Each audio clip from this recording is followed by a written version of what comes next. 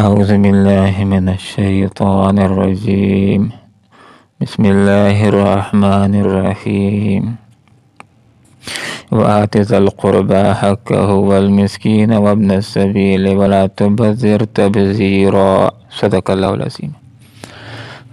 سبحانك لا علم لنا إلا ما علمتنا إنك أنت العليم الحكيم. وآتے اور دو ذا القربى رشتہ داروں کو حقہ ان کا حق والمسکین اور مسکین کو وابن السبیل اور مسافر کو ولا تبذر تبذیرا اور بے جا خرچ نہ کرو. اتنا بے شک المبذرین فضل خرچی کرنے والے کانو ہیں اخوانہ بھائی الشیاطین شیطانوں کے وکان اور ہے شیطان شیطان لربہ اپنے رب کا کفورا بڑا ہی ناشکرا. اسلام نام ہے حقوق کے ادا کرنے کا. انسان کے اوپر دو طرح کے حقوق عائد ہوتے ہیں. ایک اللہ رب العالمین کے جس کا ذکر ہوا وقضى ربک الا تعبدوا الا ایاہ، اور دوسری طرح کے حقوق انسان کے اوپر بندوں کے عائد ہوتے ہیں، جس میں سے بنیادی حق والدین کا ہے، جس کے بارے میں حکم ہوا وبالوالدین احسانا، والدین کے ساتھ حسن سلوک کرو. اور اب اس کے بعد تعلیم دی جا رہی ہے کہ رشتہ داروں کا حق ادا کرو، ان کے ساتھ حسن سلوک کرو، مسکینوں کا حق ادا کرو، مسافروں کا حق ادا کرو اور فضول خرچی نہ کرو. رشتہ داروں کے ساتھ حسن سلوک کرنا، ان کے حق کو ادا کرنا، اس کو صلہ رحمی کہا جاتا ہے. صلہ رحمی کے مفہوم کے اندر یہ بات بھی شامل ہے کہ رشتہ دار اگر تعلق نہ رکھنا چاہتے ہوں، منہ موڑتے ہوں، پھر بھی ان کے ساتھ تعلق رکھنے کی کوشش کی جائے، ان کے حقوق کو ادا کرنے کی کوشش کی جائے. یہ صلہ رحمی ہے. بیمار ہوں تو عیادت کی جائے، دعوت کریں، ان کا رزق حلال کا ہو تو دعوت رشتہ داروں کی قبول کی جائے. اپنے ہاں دعوت کا اہتمام ہو، کوئی خوشی کا موقع ہو، رشتہ داروں کو دعوت دی جائے. تعلق بھی مضبوط ہوتا ہے، اتحاد اور اتفاق کے اندر بھی اضافہ ہوتا ہے، اور رشتہ داروں کے فائدے کی کوئی بات ذہن میں ہے، ان کو دینی اور دنیاوی ترقی کے اعتبار سے وہ مشورہ ان کو دیا جائے. ملاقات ہو تو سلام کی جائے، سلام دیں تو اس کا جواب دیا جائے، اور اگر کوئی دنیا سے رخصت ہو جاتا ہے تو بن بلائے اس کے کفن دفن کا اہتمام کرنے کی کوشش کی جائے. اور اگر کوئی رشتہ دار غریب ہے، زکوٰۃ اس کے اوپر لگ سکتی ہے، تو مال کے ذریعے سے اس کے ساتھ تعاون کیا جائے. رشتہ داروں کو اگر وہ مستحق ہیں، ان کو اگر زکوٰۃ دیں گے تو احادیث کے مطابق دوہرا ثواب ہوگا. ایک زکوٰۃ کے ادا کرنے کا اجر و ثواب ہوگا، اور دوسرا صلہ رحمی کا اجر و ثواب ہوگا. اور مسکین اس کو کہا جاتا ہے جو غریب ہوتا ہے، اپنی کمائی کے ذریعے سے اس کی جائز ضروریات پوری نہیں ہوتی ہیں. کمانے والا ایک ہے، اس کے والدین بھی ہیں، بیوی بچے بھی ہیں، بہت اخراجات ہیں، تو اپنے مال کے ذریعے سے ان کے ساتھ تعاون کرنا یہ بھی اس نے سلوک میں شامل ہے. اور وابن السبیل مسافر اگرچہ اپنے گھر کے اندر کروڑ پتی کیوں نہ ہو، لیکن جب وہ سفر میں ہے، بالخصوص اس کی جیب کٹ گئی ہے، تو مسافر کے اوپر اب زکوٰۃ بھی لگ سکتی ہے.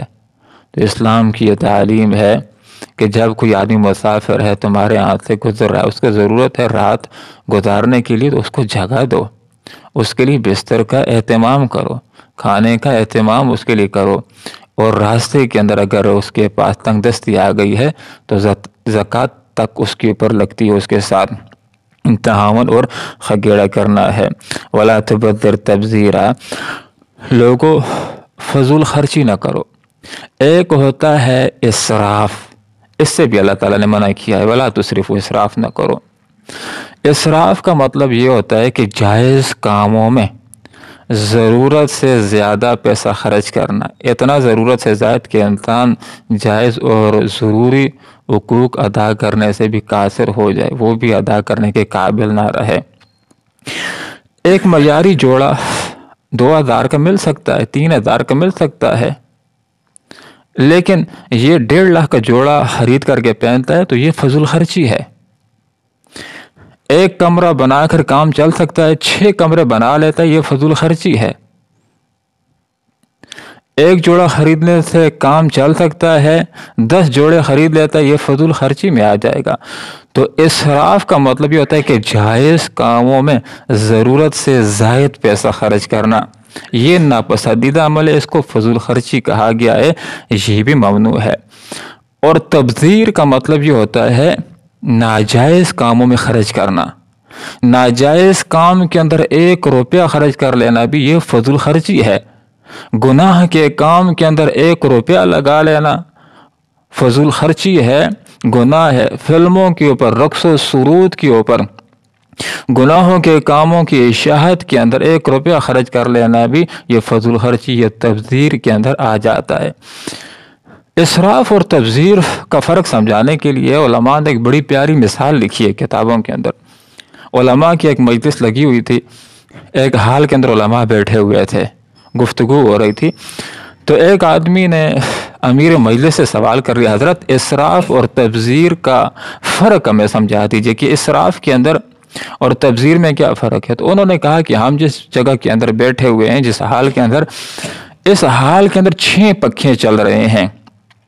حال یہ ہے کہ ہمیں صرف 2 کی ضرورت ہے، 2 سے ہم استفادہ کر رہے ہیں، باقی جو 4 پنکھے چل رہے ہیں یہ فضول خرچی کے اندر آ جاتا ہے، یہ اسراف کے اندر آ جاتا ہے کہ ضرورت تو ہمیں 2 کی ہے، 4 ویسے چل رہے ہیں، تو یہ اسراف ہے۔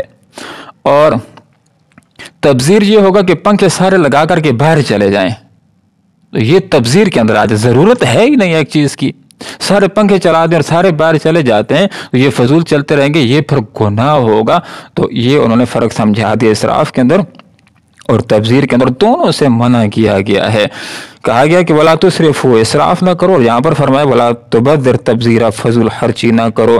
ان المبذرین، بے شک یہ جو فضول خرچی کرنے والے ہیں یہ شیطان کے بھائی، اور شیطان اللہ رب العالمین کا بڑا ہی ناشکرا ہے، احسان فراموش ہے، اس نے ناشکری کی ہے۔ اور یہ مال و دولت یہ بہت بڑی نعمت ہے، اگر انسان اس کو ناجائز استعمال کرے گا تو ناشکرا ہو جائے گا، شیطان کے مشابہ ہو جائے گا، اور یہ بھی گناہگار ہو جائے گا۔ یہ مال و دولت اللہ رب العالمین کی عظیم نعمت ہے کہ اس کے ذریعے سے انسان حج کر کے نیکیاں کما سکتا ہے، مال کے ذریعے سے زکوٰۃ دے کر نیکیاں کما سکتا ہے، مال کے ذریعے سے رشتہ داروں کے حقوق ادا کر کے نیکیاں کما سکتا ہے، مال کے ذریعے سے دیگر فلاح و بہبود کے اندر خرچ کر کے نیکیاں کما سکتا ہے۔ لیکن اسی مال کو وہ فضول خرچیوں کے اندر، شادیوں کی فضول رسومات کے اندر وہ خرچ کرنا شروع کر دے، اسی مال کو گناہوں کے کاموں کے اندر فضول خرچ کرنا شروع کر دے، تو یہ اللہ تعالیٰ کے دولت مال کی بہت بڑی ناقدری ہوگی، ناشکری ہوگی۔ تو شیطان کی چاہت تو یہی ہے کہ لوگ اپنے مال کو فضول لگانے والے، فضول خرچ کرنے والے بن جائیں۔ اسلام کی تعلیم یہ ہے کہ لوگوں بخل بھی نہ کرو اور فضول خرچی بھی نہ کرو، بلکہ کیا فرمایا، وَكَانَ بَيْنَ ذَلِكَ قَوَامًا، ان اہل ایمان کا جو اللہ تعالیٰ کے پسندیدہ لوگ ہوتے ہیں ان کا خرچ ان دونوں انتہاؤں کے درمیان ہوتا ہے۔ یہ جو اہل ایمان ہے، اللہ کے محبوب لوگ، یہ نہ بخل کرتے ہیں۔ بخل کا مطلب یہ ہوتا ہے کہ چاہے ضرورت کے اوپر بھی آدمی پیسے خرچ نہ کرے، ڈاکٹروں نے بتا بھی دیا ہے کہ آپ کی بیوی کا آپریشن ضروری ہے، اس کے بغیر اس کی زندگی مشکل ہے، اور پیسے ہیں بھی اور پھر بھی نہیں لگاتا، علاج نہیں کراتا، تو یہ بخل کے اندر آ جاتا ہے۔ جہاں جائز ہے لگانا، ضرورت بھی ہے لگانے کی، پیسے ہیں بھی پھر بھی نہیں لگاتا ہے، تو یہ بخل کہلاتا ہے، تو اس سے بھی منع کیا گیا ہے۔ اور ایک جگہ ضرورت ہے نہیں اور بے دریغ لگانا شروع کر دے تو یہ فضول خرچی ہے، تو بخل سے بھی روکا گیا ہے، فضول خرچی سے بھی روکا گیا ہے، اعتدال کا راستہ میانہ روی کی تعلیم دی گئی ہے۔ تو اللہ رب العالمین سے دعا کرتے ہیں کہ اللہ تعالیٰ رزق حلال کمانے کی اور پھر جس طرح شریعت نے بتلایا ہے اس کے مطابق خرچ کرنے کی اللہ توفیق عطا فرمائے۔ اور یہ کھانے اور کمانے کا جو معاملہ ہے، آخرت کے اندر جو 5 سوال ہیں، اس میں سے 2 سوال بنیادی اس پیسوں کے حوالے سے ہیں۔ حیات کے اندر اللہ کی بندگی کی یا نہیں، جوانی میں کیا کیا ہے، علم کے اوپر عمل کیا یا نہیں، اور 2 سوال مال کے حوالے سے، مال کو کیسے کمایا تھا، حلال کے ذریعے سے یا حرام کے ذریعے سے۔ پھر دوسرا سوال اور آخری سوال یہ کہ خرچ کیسے کیا تھا، آیا بخلی کرتے رہے تھے اور خرچ بھی کیا یا نہیں، اگر کیا تو فضول خرچی کی ہے یا جائز کاموں میں ضرورت کے مطابق لگایا ہے، اس کا سوال کا جواب دینا ہوگا۔ اللہ تعالیٰ قرآن و سنت کو سمجھنے کی، سیکھنے کی، اخلاص کے ساتھ اس کے پر عمل کرنے کی توفیق عطا فرمائے، آمین۔ وآخر دعوانا الحمدللہ رب العالمین۔ وآت اور دو ذل قربا رشتہ داروں کو حق کو ان کا حق، والمسکین اور مسکین کو، وابن السبیل اور مسافر کو، ولا تبذر تبذیرا اور بے جا خرچ نہ کرو، ان المبذرین بے شک بے جا خرچ کرنے والے کانو ہیں اخوانا بھائی الشیاطین شیطانوں کی، وکان اور ہے شیطانوں شیطان لربی اپنے رب کا کفورا بڑا ہی ناشکرا۔ اللہم ربنا آتنا فی الدنیا حسنہ وفی الآخرۃ حسنہ وقنا عذاب النار برحمتک یا ارحم الراحمین۔